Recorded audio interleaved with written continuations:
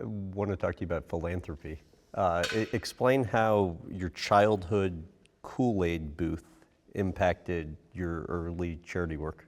I got fired from the Kool-Aid booth. Do you know about that? I don't like to talk about it. My director of sanitation came in and fired me, my old man. It's because I had a purple arm. I was stirring the Kool-Aid with my arm because the dog took my stick. That was a true story, which led into the pretzel business. But no, philanthropy was just a way that we were in our town. So we all have something we can do. Not everybody is physically fit, financially fit, mentally fit, emotionally fit. Everybody's got something though. And if everybody could just change their paradigm by 10%,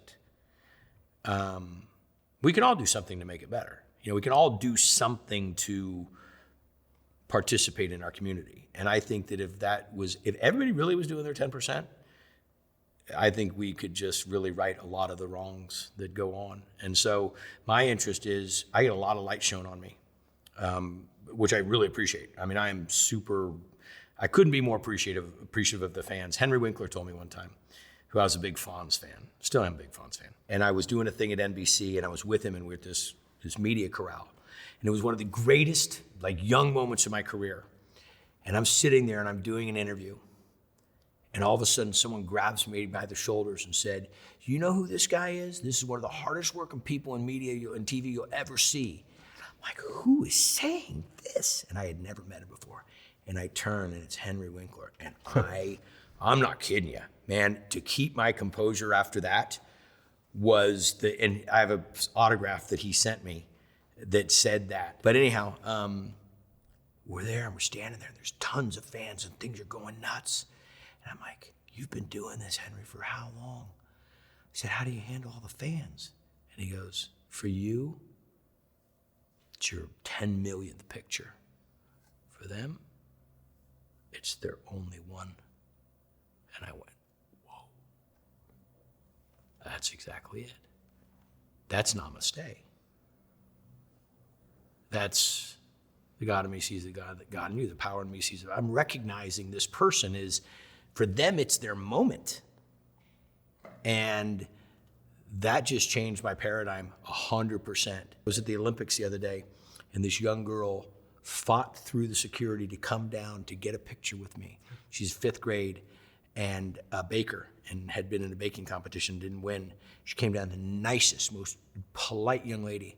And she's sitting there talking to me, and then she was leaving. I said, "Excuse me, did you want to get a picture?" And she goes, "I didn't want to bother you."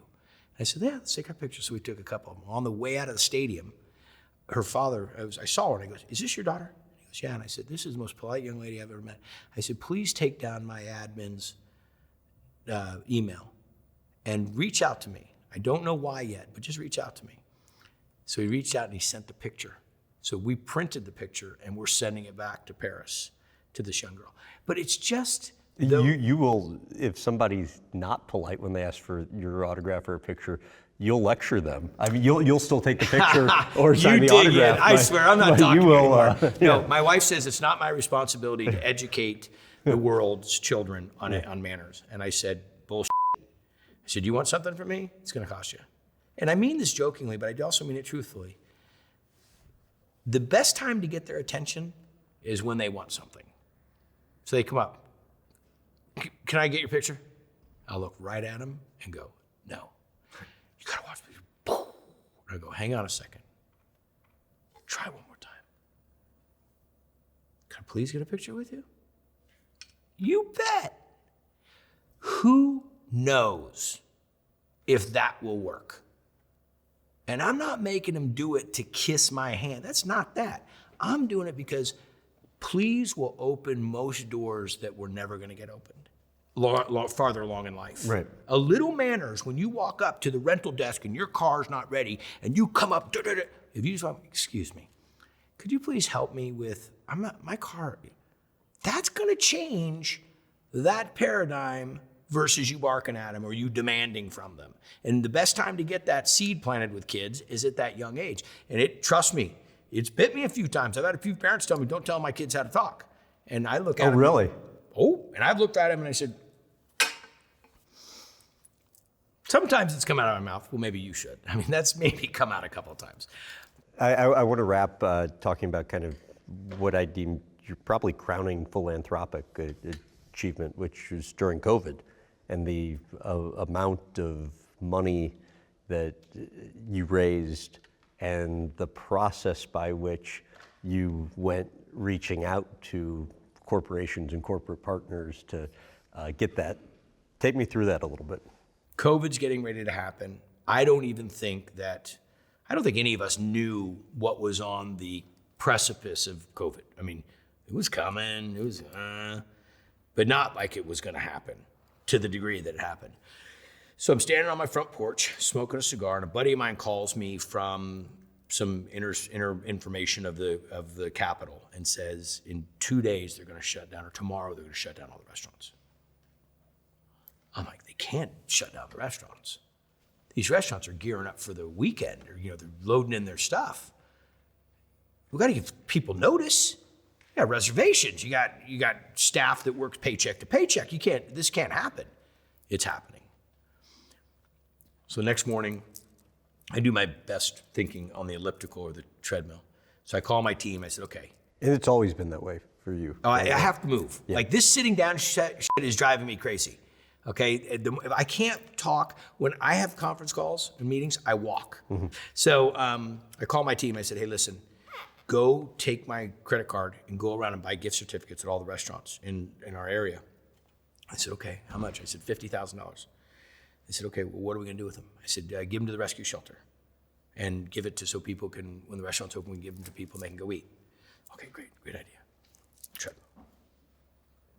I get done with that, call my dad, tell my dad what's up, and he's like, okay. He goes, just Sonoma County? You're right. So I call my buddy Jock Condi, who's the president of the California Restaurant Association. I said, hey, I want to buy like $500,000 worth of gift certificates. He said, why? And I said, well, because the restaurant's closing, okay. So, I'll figure out how you can do that. I said, but mom and pops, I don't want to buy them through all the corporate restaurants. They got insurance and stuff. How fast can we do this? I said, I don't know.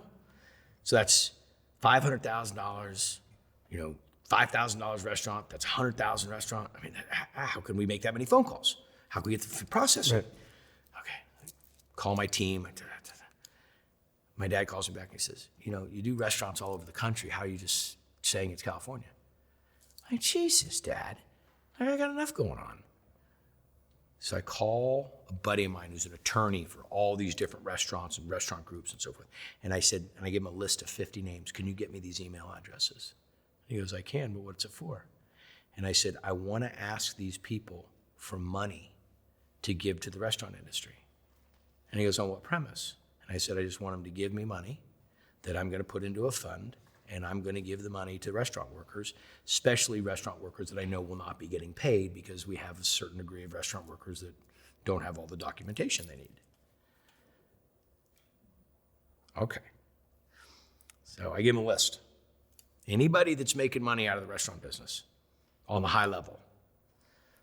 So I go and I take each one of these businesses and I make footnotes on a dry erase board about how much, I look it all up, how much money they're making, how much business they've done, how long they've been doing it, Pepsi, Coke, Uber Eats, Tito Vodka, Amazon, go through the whole list. And so I make individual messages, anywhere from 1 to 3 minutes, talking to them directly, saying, I'm Guy Fieri, and I do a show about mom and pop restaurants, and we're getting ready to shut all the restaurants down in the country, and I'm trying to raise some money for the restaurant workers. I'd really appreciate if you could look at what you've made in the past, and if you could find how you could help, and I will remind you that the industry has served you, now it's time for you to serve the industry. That was my closing line. It's really good. So I send out these emails. So I'm driving, have to leave this ranch, driving to the big ranch outside of Napa, because we're gonna shelter. Truck's loaded up with the dogs, the whole thing, we're out. And I get a call from Reed Strathern, who's my COO. And he goes, something going on about you sending some videos out to some people about some money for the restaurant business? I said, yeah, why? And he goes, well, I got Pepsi on the phone. I go, oh, yeah? Like, oh, shit. And he goes, they want to give you $1 million. I pull over because I'm just ready to lose the cell service. And I pull over, and I mean, it still gives me these goosebumps. And I'm like, what? He goes, hang on, I got him on a conference call. So I got all these big wigs from Pepsi. Like, okay, explain this to us. I said, well, I want to raise this money, and I want to give out $500 grants to people that work in the industry. And they said, well, how do you plan to do this? And I said, well, we're going to do it through a nonprofit. I have a nonprofit organization. I said, okay. Well, I didn't have any idea. My dad calls, and I tell my dad about it when I get to the ranch. By the time I got to the ranch, it was $3 million. Uber Eats came in with $1 million. By the time we got there, it's like $3 million. I'm like, yeah. My dad said, what's going on? I go, and I told him, I said, I'm going to raise $100 million. He goes, you always have big dreams. He goes, that's crazy. By that day, I think we were $5 million. Reed says to me, how are we going to distribute $5 million? I said, yeah, that's a big idea. He called Jot Condi. Jot, you got the president of the National Restaurant Association? So I called them. I said, hey, I'm raising a bunch of money. I need to give it to people. Can you guys help me? They're like, what's the game plan? So I'm telling them, they said, okay, yeah, we can help you. So I'm raising money. They're setting up the website. We're telling people where they can go. I'm getting up at 4 a.m. every morning doing live feeds to New York on all the different morning shows, pitching my great idea. And the numbers keep ticking. 10 million, 12, I mean, every day we're getting more and more million. I mean, we got up to 26.8 million, 25 or 26. And we raised all this money. Well, all of a sudden, the National Restaurant Association clicks the go button and turns on the website. Boom, shut down. I mean, it just got destroyed from the people signing up. 1.7 million workers were out of work. And here we are giving $500 grants. We gave 45,500 grants. 45,000 people got a $500 grant. Tito Vodka himself called me. He wanted to know what the story was. Everybody wanted to talk to me directly about like, what's the hocus pocus you got going on? And once I explained it to them, they were like, we're down. Pepsi called me back and gave me another $1 million. And this is what I tried to explain to everybody. I can't give everybody $500. I know that. But I'm not going to stop because I can't. You're going to play as long as you can until you're out of bullets.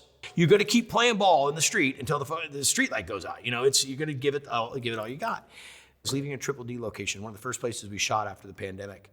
It was still, a lot of masks and that kind of thing. And I'm pulling away in the car, and this girl comes right up and starts banging on the glass. I'm a very excited fan. And she gives me this heart or this thing, and I'm like, and she's crying. And I'm like, I can't drive away from somebody crying. I roll down the window, and she says, I got the money. I got the money. I'm like, she goes, I got the money. I got the $500 check.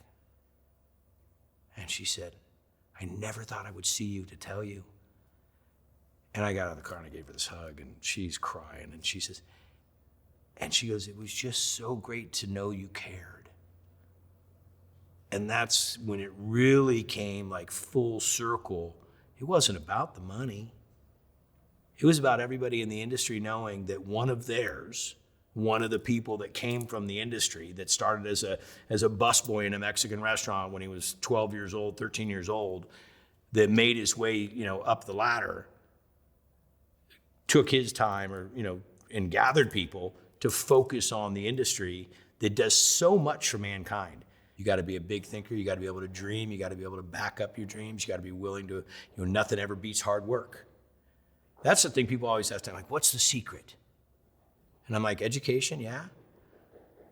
There's all these different pieces. Good personality, yeah. Handshake, good manners and so forth. You know what?